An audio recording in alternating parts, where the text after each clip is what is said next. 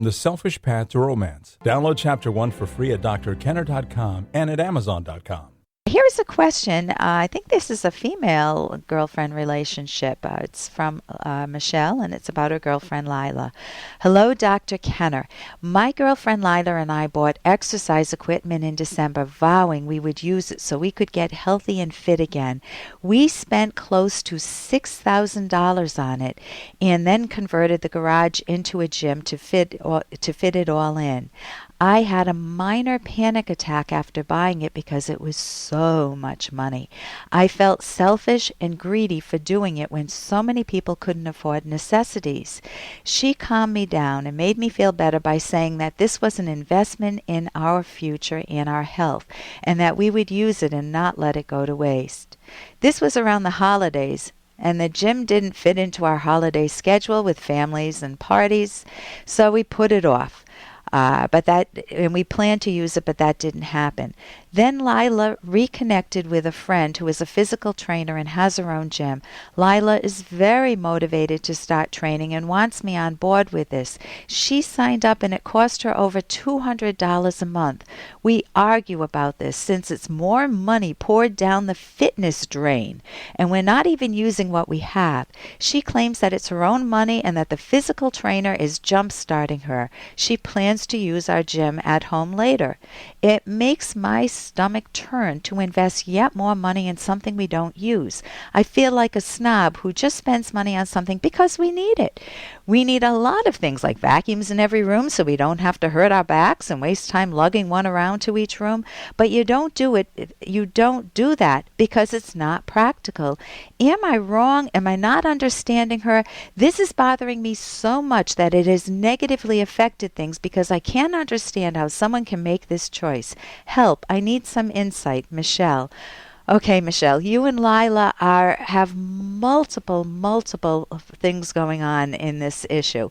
But the first one I want to address is something very personal and very private for you.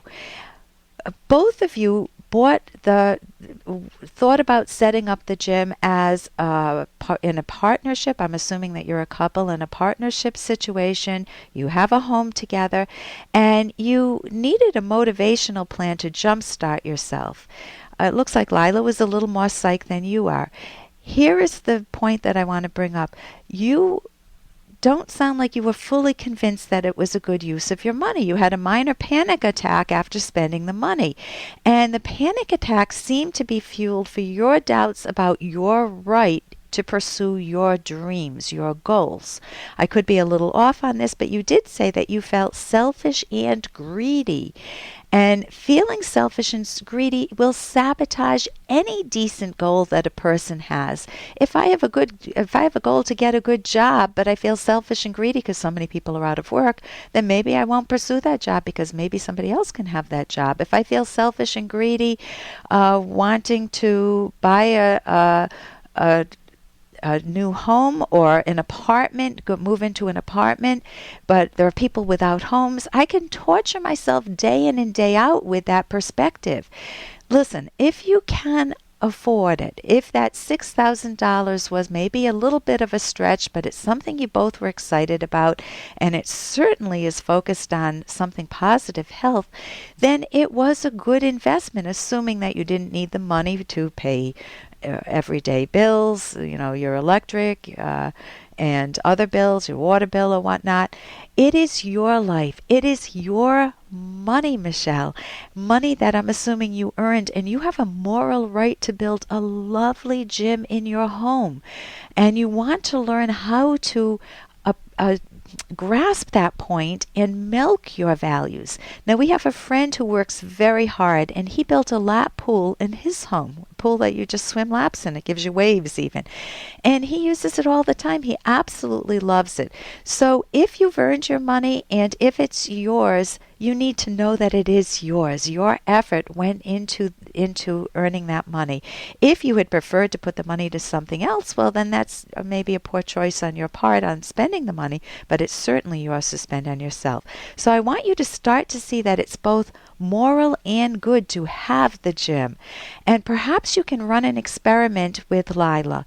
Try a training or session or two with this other friend, and you can see if it works. Or if you're already burnt out, maybe there are other issues, and that's what I want to address now.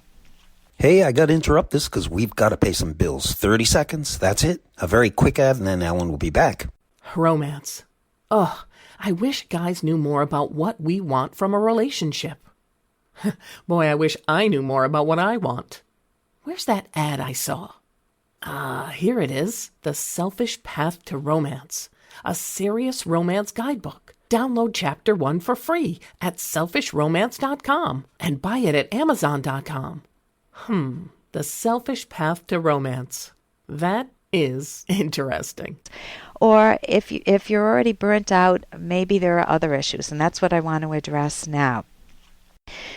You have some common couple issues here because you need to be able to make mutual decisions, especially financial ones. And if you were a little bit iffy about the gym equipment, that needed to be brought up obviously before you bought it. Once you bought it, then you want to have a plan that so it can get both of you jump started. Otherwise, you'll feel so guilty.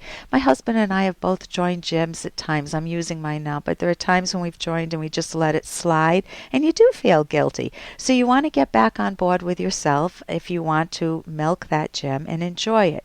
You also want to work on your own motivation, your motivation together, and maybe some communication skills and some methods to compromise. I'm also wondering if that third woman coming into the picture, this physical trainer, is a threat to your relationship. If that's the case, bring that up directly and talk about it. I think you and Lila may be able to work something out and recoup your relationship and enjoy it much more. So see if you can learn first to value yourself and then work to enjoy each other's company and maybe come up with some fun exercise that you can do together that makes the gym something joyous, something that you initially planned for. And here's a little more from Dr. Kenner. Hi, Dr. Kenner. I just don't know what's wrong with me. The only thing I know is that something is wrong with me. What to do? Rena. Rena, the only one who knows what's wrong with you is you. You've got all the raw data. And whenever I say to myself, I don't know what's wrong, that's the beginning of my thinking process, not the end point. The goal is I need to learn to introspect, to understand what's driving my negative feelings, anxiety, guilt, shyness, loneliness, whatever it is. And I want to see what coping strategies I have. How am I dealing with it? Am I avoiding people? Am I avoiding an issue? You want to learn how to understand yourself. Thinking isn't automatic. It takes knowledge and it takes effort and it takes extra knowledge to know to get that self-knowledge. But it can be interesting. Effort doesn't mean that it's a negative. When you learn to understand yourself, it can offer you some relief.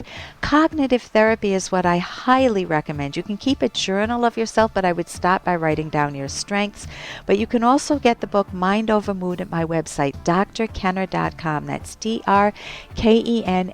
drkenner.com.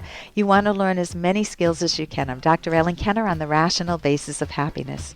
For more Dr. Kenner podcast, go to drkenner.com and please listen to this ad. Here's an excerpt from The Selfish Path to Romance by Dr. Ellen Kenner. John and his new wife, Mandy, are initially passionate lovers, but after a few months, John gets wrapped up in some difficult work project and takes his worries home, ignoring Mandy. At dinner, both complain about job problems. After dinner, John does the dishes while she pays some bills. Finally, they go to bed, and John is suddenly aroused by seeing Mandy undressed. He tries to make love, but gets the brush off. Mandy isn't in the mood because there's been no love-related communication since John got home. The same thing happens several days in a row. A barrier starts to grow, and they find themselves increasingly aggravated by little things that the other does or doesn't do. The marriage slowly deteriorates because both are functioning on automatic. Their initial emotion of love does not carry them through the ins and outs of daily living.